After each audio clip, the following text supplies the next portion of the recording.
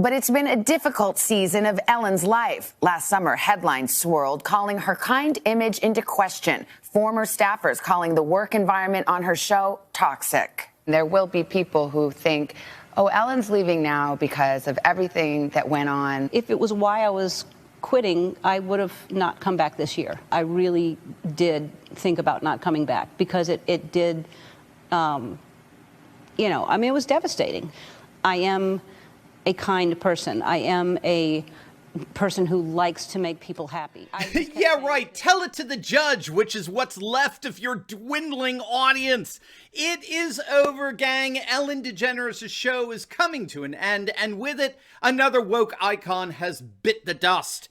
In this video, we're going to take a look at how Ellen has already been canceled by some networks. We're going to see the workplace nightmare that led to her demise, and stick with me to the very end of this video, where I'll reveal what Hollywood insiders are saying about woke working environments like Ellen's, and how there's some of the worst conditions on the planet. You are not going to want to miss this. Greetings, everyone. Dr. Steve here with you. Great to be with you. As always, I am your daily fake news antidote, as each and every day I provide patriotic analysis to help you to think better so you can feel better in these crazy and turbulent times. So make sure to smack that bell and subscribe button. Hey, gang, we have a major announcement. I got some news to share with you that is an absolute game changer for this channel. If you've been with us now for some time, you're going to be so excited about this news. It's unlike anything we've ever done. And no, it's not another virtual conference. In fact, virtual conferences pale by comparison. I'm going to be giving you the big reveal at the end of the week, so make sure to stay tuned. Now, finally, let's give a huge shout out to the sponsor of this video.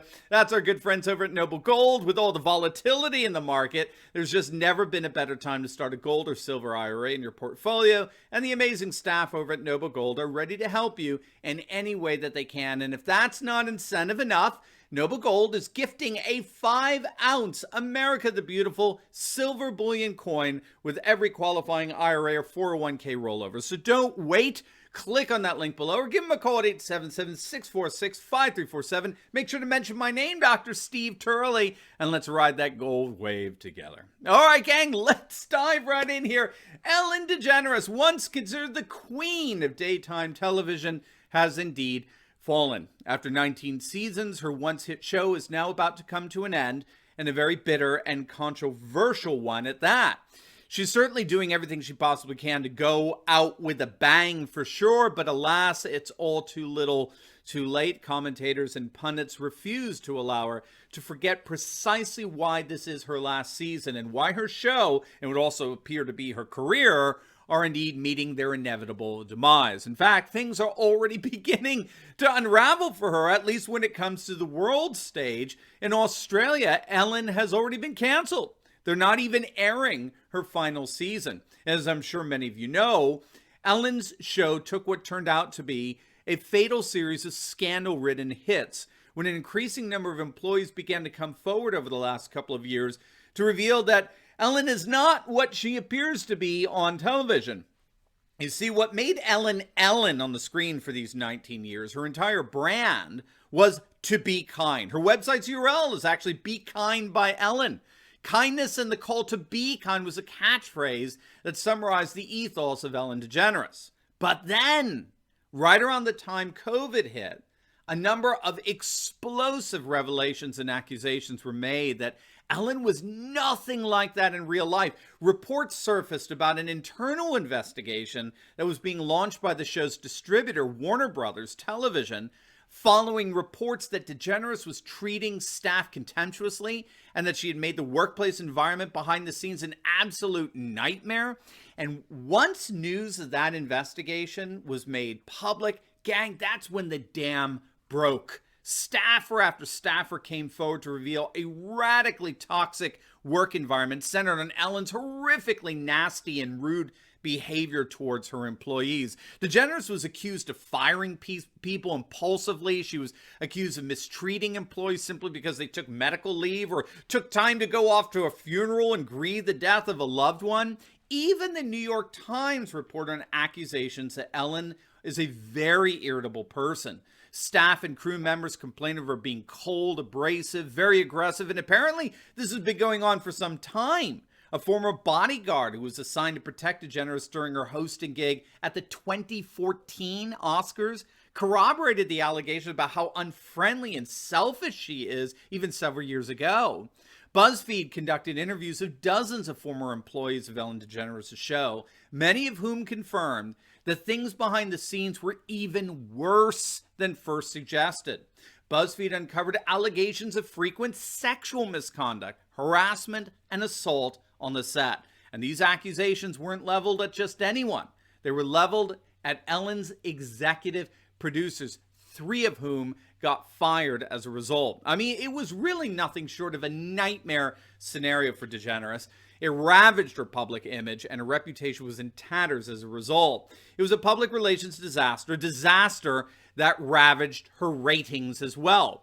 Her show reportedly lost more than 1 million viewers as a direct result of the controversies. That's an astonishing 43% of her audience. But Ellen can take comfort that that's nothing, by the way, in comparison to CNN's loss of audience, where they've lost upwards of 80% of their audience in some of their program. I just had to throw that in there.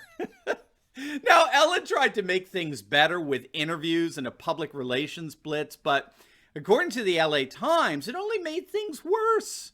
Right after her announcement that she was calling it quits, she sat down and did a rather disastrous interview with Oprah, who, by the way, has experienced her own fall from grace. You will definitely want to check out a video I did on the colossal fall of Oprah Winfrey, particularly as it relates to her very close relationship with convicted sex offender Harvey Weinstein. You're not going to want to miss that. I'll link it down below for you in the pinned comment section so you can watch it after this video. We're seeing all kinds of leftist woke icons falling here, gang. It's wonderful. But Ellen's public relations campaign just went downhill from there. She actually went on to accuse the accusers, as it were, claiming that the allegations about her and her show appeared, quote, orchestrated and coordinated.